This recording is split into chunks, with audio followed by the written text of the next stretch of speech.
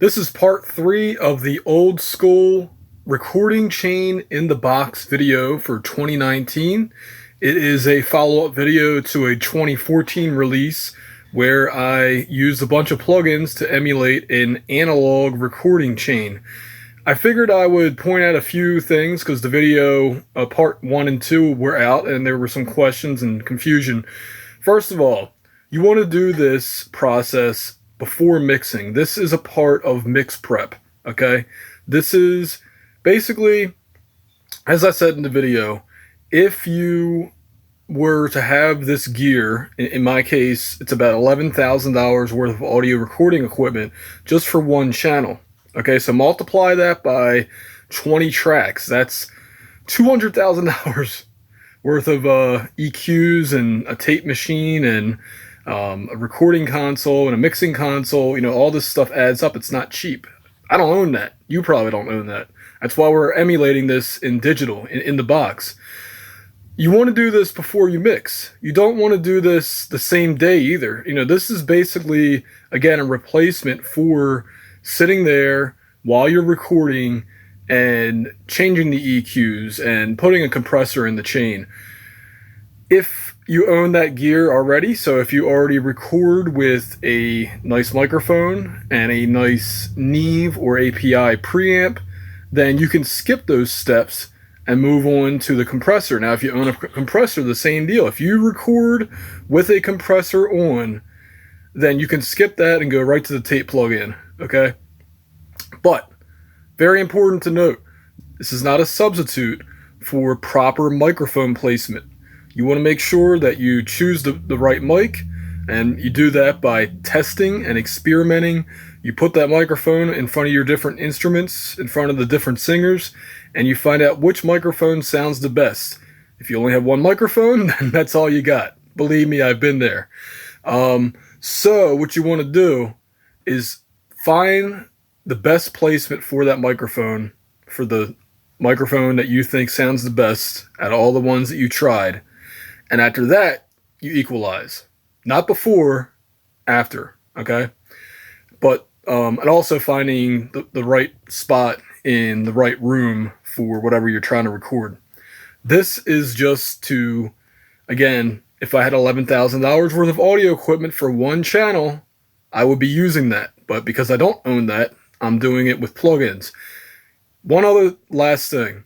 You don't need to use the paid plugins. I do it because I do believe that they are that they offer a better quality sound. You don't need them though. You can use freebie plugins. Maybe they're not as good, but they will get you in the same ballpark. And if you're releasing your music for free or you're just getting started, then the freebie plugins are good enough. I don't want you guys spending, $3,000 on plugins or more and then you quit, and then you're out $3,000. No, use the freebie plugins.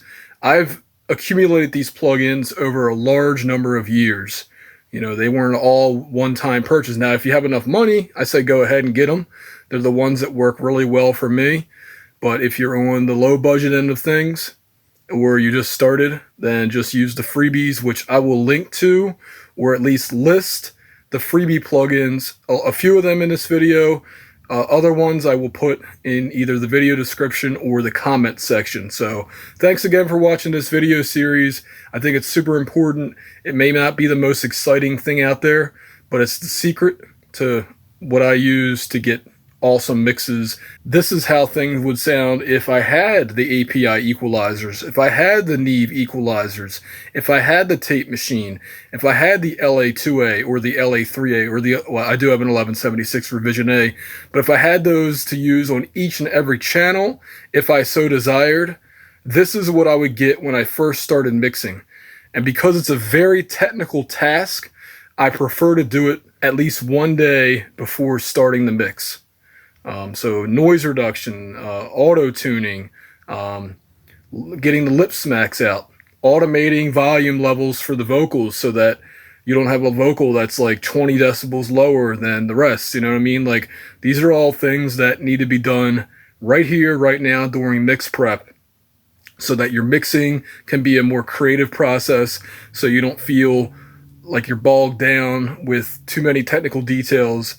And yeah, so anyway, if you appreciate these videos, give it a thumbs up, and I hope you guys get something out of them, because again, they are my biggest, I'll call them secrets, but they're not really secrets. They're just what I've been doing for years, and I'm able to achieve excellent, in my opinion, musical mixes by doing this. So here's the before.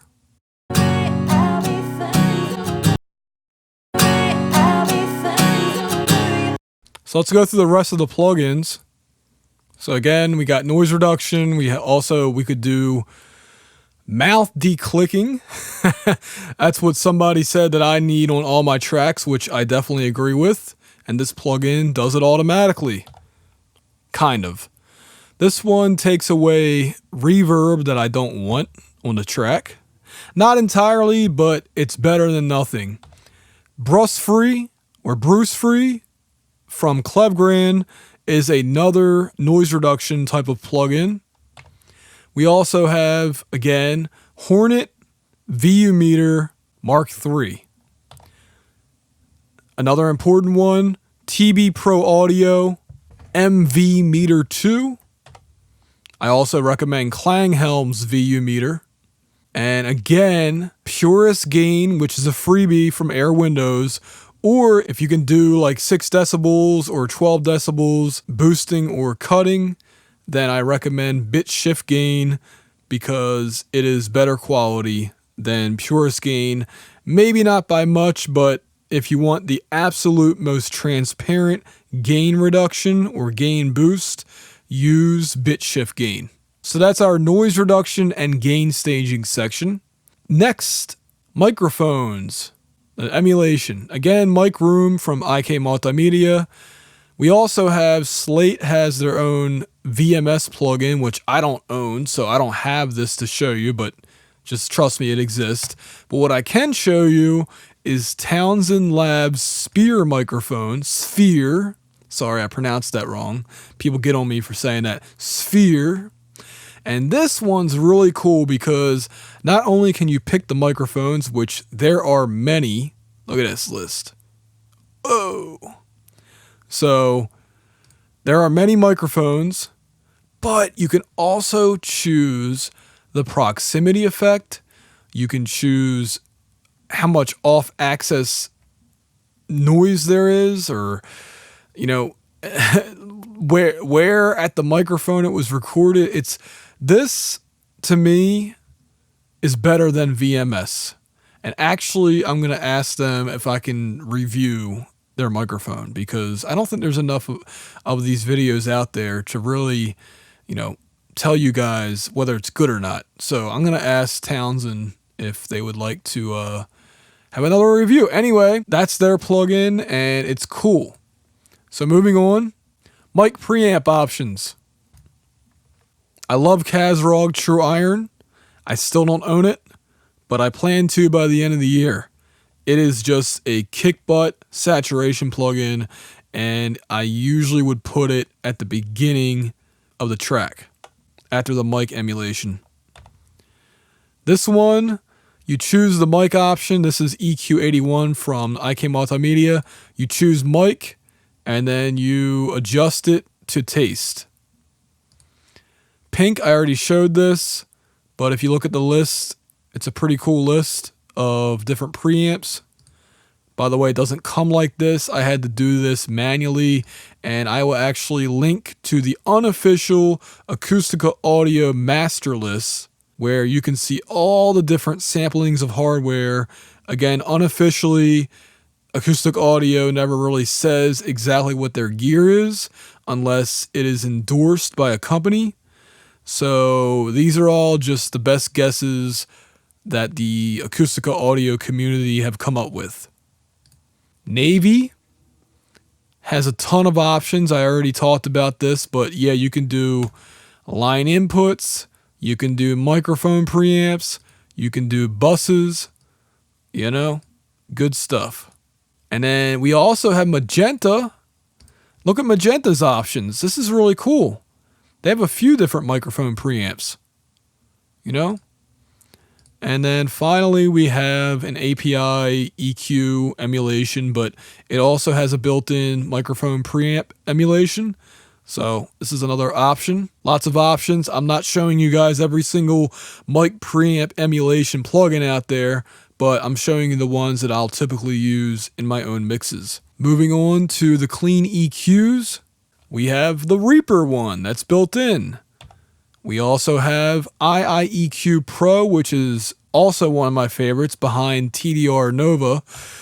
A newer one that I have that I haven't really used too much is the F6 from Waves. But Nova's the one that I've been using for years, and I like it, and I'll probably keep using it even though I have F6 now. And then here's a newer one from SK Note, which, by the way, I almost didn't want to recommend this because SK Note has a bad track record with customer service and bug fixes, but this is their FabFilter Pro Q ripoff plugin.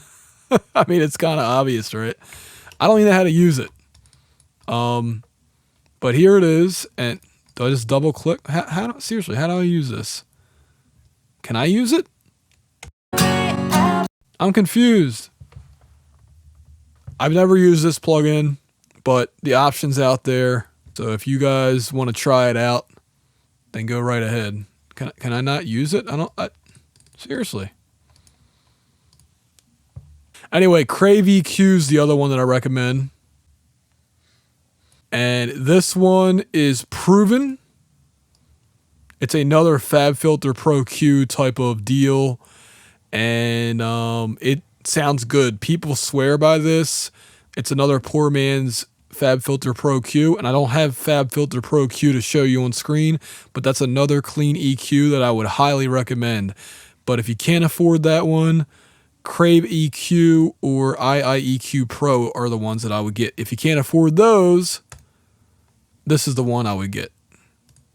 Moving on to the character EQs. So we got Pink, which is an API emulation. I'll show you all the ones you can do. There you go.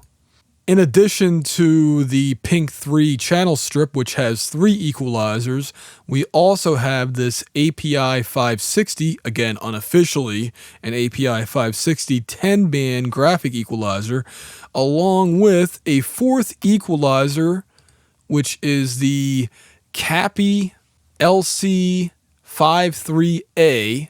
So we have a total of 5 equalizers in the Pink suite, which is pretty awesome. Volco Audio, I call this the Clean API Equalizer Suite. I have all 3 of these because Volco was kind enough to send me a license after I requested it. Or did they send me a license?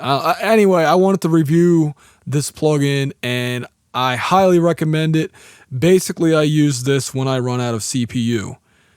That's not to say that this plugin doesn't rock, because guess what? I compared it to the original Pink, and it held its own. Absolutely. Moving on. Navy. I love it, love it, love it. It is a Neve 1081, and I forget what the other one is, but it's just awesome. And whether you're cutting or boosting, it just sounds great. Although, if you have the money, I would go with Gold. Gold is the vintage Neve. This one is the more modern AMS Neve. Some people don't like the newer Neve stuff. I don't have a problem with it, but I know that some people prefer the vintage, and if you want the vintage vibe, then definitely go with Gold. This one, Coral. So Coral is usually used on the master bus, but you can use it anywhere you want, man. It's got a great shelf, whether it's the low end or the high end. And guess what? If you run out of boost, just put another one right after it. And what else we got here? We got a Pultec emulation, which if I could justify buying it, I would get Acoustica Audio Purple, because I thought that was my favorite one out of all the different Pultec emulations. Purple has like 3 or 4 different Pultec program equalizers. Anyway, the one I have right now is IK Multimedia's version, which is fine, but Not as good as purple. Speaking of Acoustica audio, now this is not purple, but this is a Pultec type of EQ, and this is perfect for getting that kick trick that the Pultec is known for. Pultec, whatever. So this is not a Pultec, but it is a emulation of one, and this is a sampling of an emulation of one. And I believe the trick is usually used on 60 hertz, and what you do is you attenuate and you boost at the same time. Compressors. As I already showed you guys, the LA3A, one of my favorite compressors, bar none. The LA2A is a close second. Love it on vocals, love it on bass guitar, and it sounds good on snare drum for some reason. The 1176 Blackface, great compressor. And by the way, I left one thing out. So Mix Analog has a free 1176 compressor that anybody can use for up to 30 minutes per day for free.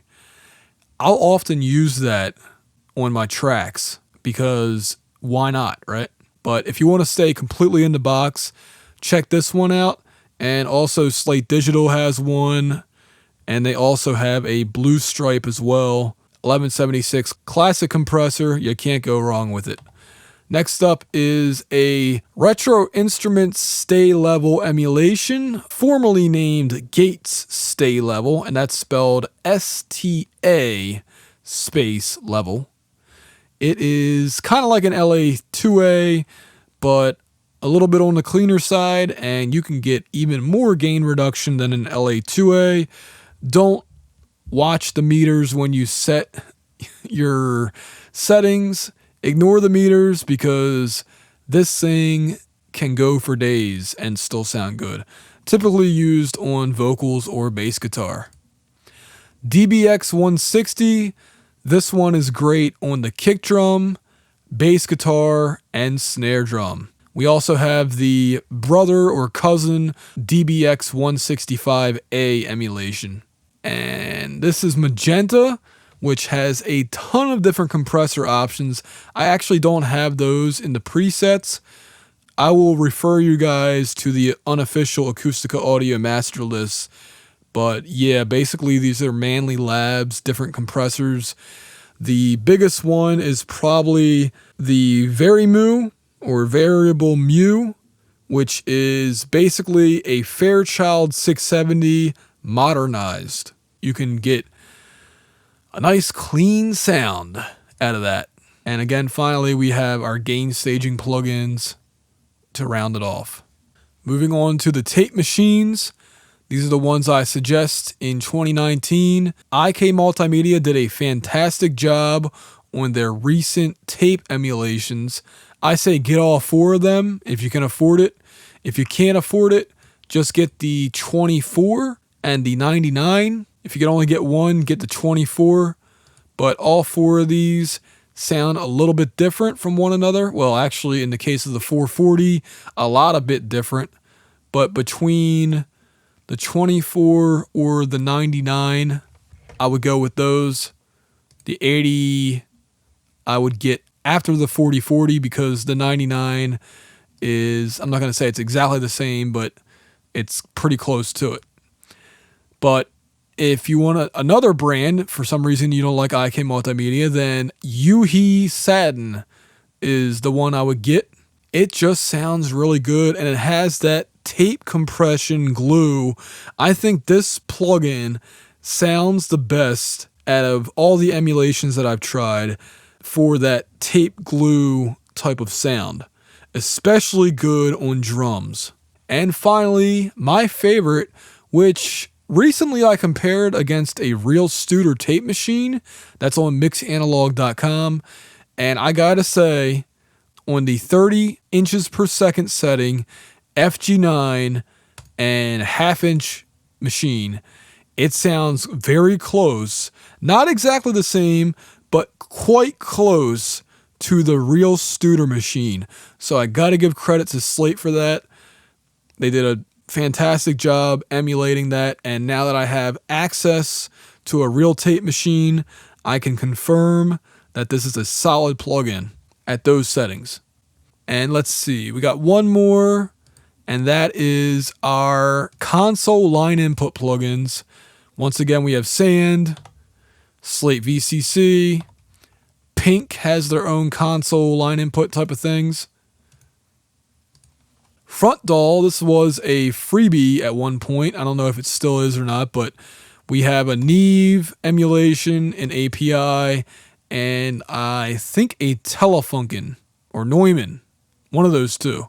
But anyway, a tube console, and then the other two are transformers and transistors and all that other good stuff. But yeah, this is basically like a free version of Slate VCC, and I definitely recommend it if it's still free. If it's not still free, I would still recommend it as long as you can get it for like under $50, basically. They need to fix a few things before I can fully recommend it, but at a lower price, go ahead and pick it up. Okay, this one is the very versatile saturation emulation from IK Multimedia. Not too many people talk about Saturator X, but you can get a lot out of this. And actually, if you can only get one plugin in this list, this is probably the one I would try first. And if you don't like it, then get True Iron, which I don't have on this list. True Iron should be on this list. I already put it on the mic preamps though, but you can put it as the console line input too. Anyway, if you can't afford any of these, get this one. It's a freebie from Klanghelm. It's IVGI version 2, and it emulates a console input. I'm not sure which one. I think it's the SSL, but don't quote me on that.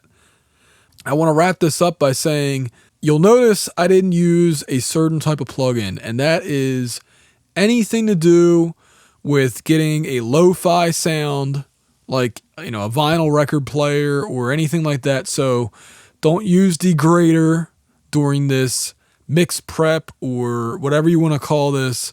Mix prep, pre-mix. I don't know what you want to call this, but I don't like using lo-fi plugins.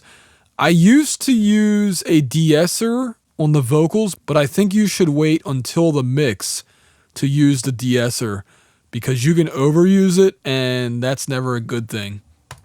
Once again, another de-esser, Waves Sibilance. We also have our reverb plugins. You do not want to use this during the mix prep. Absolutely not. Keep it off. Wait until the mix. I also don't want to use an SSL style equalizer because I use this while mixing. And it's important to wait until you're actually mixing before you use that. Because, again, when you're EQing during this mix prep, it's all about getting close to being there, but not fully there, because you never know how everything's going to sound like when it's playing together. But you want to get it to sound really good as if you mic'd it properly and EQ'd it before going into your analog to digital converter. So don't put any other thing on here. Also, transient shapers. I think this should be saved until mix time, because if you want things to poke through the mix, you want to make sure that you can hear the whole mix and then use this while the whole mix is playing. Delay plugins, just the same with reverb. Wait. Again, another delay type of plugin. Wait. And finally, here's a stereo widening plugin, which I've talked about recently. Haze 2 from Clevgrand. Oh, and I forgot to name the other ones. This is Micro Shift from Sound Toys. I know it's all on screen, but Echo Boy. And we got Couture from Auburn Sounds. And yeah, so anything to do with echo or stereo panning or anything to do with the stereo field, save it. Because I like to mix in mono to begin with, and then start panning things and adding reverb and adding whatever else like that. So wait. Coarse plugins, flanger, any pitch modulation stuff. Oh, I did forget to mention auto-tune. If you're going to do pitch correction, do I have an auto-tune plugin? I do, but I don't have it loaded right now. Waves Tune is like auto tune or Melodyne, but yes, get that done.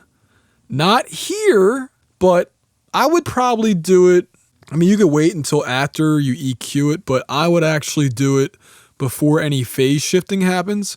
So I would do it during the noise reduction and gain staging part. So before the mic emulation, actually you could do it after the mic emulation, but so all the pitch correction stuff should be done prior to that. And yeah, although maybe you should wait until the mix. I don't see why not. Maybe you should wait. But if you know what you're doing, then do the auto tuning first. So anyway, this video went way longer than I thought it would. So I will probably break it up into 2 sections so that you guys aren't bored to tears. So this video that you're watching right now is probably on the alternative Real Home Recording channel. And that's about it. Thanks for listening to me ramble on a little bit. But yeah, I figured I'd talk about it in depth once again because it's important. This is, how I get my mixes to sound awesome. And I wanted to pass this information on to all of you guys out there who are trying to get better music mixes for yourself. This is what I use. You don't have to use any paid plugins, but, just if you can find the freebies, use those. And then if you're making a lot of money, then you can buy the ones that I have. So thanks for watching, everybody. This has been Adam for RealHomeRecording.com.